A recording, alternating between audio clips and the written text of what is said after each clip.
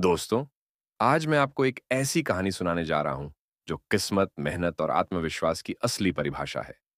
ये कहानी है एक साधारण से इंसान की जिसने अपनी जिंदगी बदलने के लिए भाग्य की चाबियन को तलाशा। एक छोटे से गांव में जहां कच्ची सड़कें और मिट्टी के घर हुआ करते थे, एक दिन माधव गांव के मंदिर में गया। वहां उसने एक बूढ़े साधु को देखा। साधु बहुत ज्ञानी लग रहे थे। माधव ने हिम्मत करके पूछा, बाबा, क्या सच में किस्मत ही सब कुछ होती है? साधु ने मुस्कुराकर कहा, किस्मत की चाबी हर इंसान के पास होती है, बस उसे ढूंढना आता हो। माधव हैरान था। उसने पूछा, लेकिन वो चाबी है कहां? साधु ने जवाब दिया, उसके लिए तुम्हें अपनी जिंदगी का सबसे कठिन रास्ता चुनना होगा। गांव में एक बूढ़ा लोहार रहता था।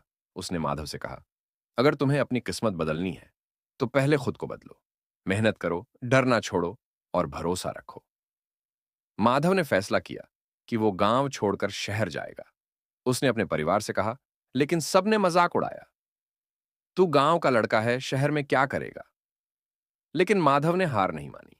वो खाली जेब और बड़े सपनों के साथ शहर पहुंचा। शहर में पहुंचते ही माधव को एहसास हुआ कि जिंदगी आसान नहीं है। उसे काम नहीं मिल रहा था। वो फुटपाथ पर सोता और लोगों के बचे हुए खाने से अपना पेट भरता। लेकिन उसके पास दो चीजें थीं, मेहनत और उम्मीद।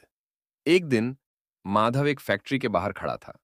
उसने देखा कि एक मशीन खराब हो गई है। लोग परेशान थे। माधव ने हिम्मत करके फैक्ट्री के मालिक से कहा, मुझे मौका दो, मैं इसे ठीक कर सकता हूं। मालिक हंसकर बोला, तू एक गांव का लड़का, यह मशीन बहुत जटिल है।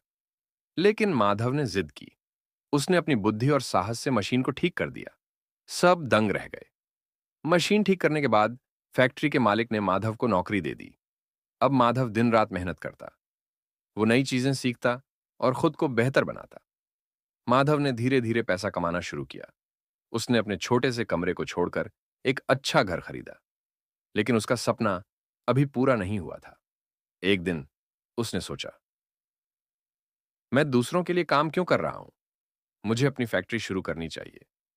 माधव ने अपनी सारी जमा पूंजी लगाकर एक छोटी सी फैक्ट्री शुरू की। शुरुआत में उसे बहुत दिक्कतें हुई। लोग उसका मजाक उड़ाते थे।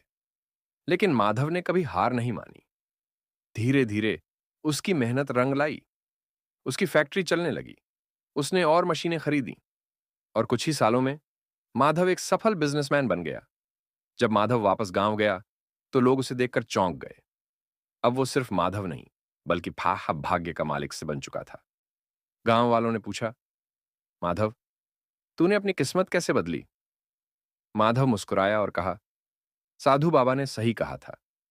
भाग्य की चाबी सबके पास होती है, लेकिन वो मेहनत, विश्वास और हिम्मत से खुलती है। तो दोस्तों, ये थी माधव की कहानी। लेकिन अगर आप ध्यान दें तो ये हमारी भी कहानी हो सकती है। किस्मत कोई ताला नहीं है जो बंद हो। ये वो दरवाजा है जिसे हम अपनी मेहनत की चाबी से खोल सकते हैं। तो आप किसका इंतजार कर रहे हैं? अपनी चाबी ढूंढो और अपने भाग्य का दरवाजा खोलो।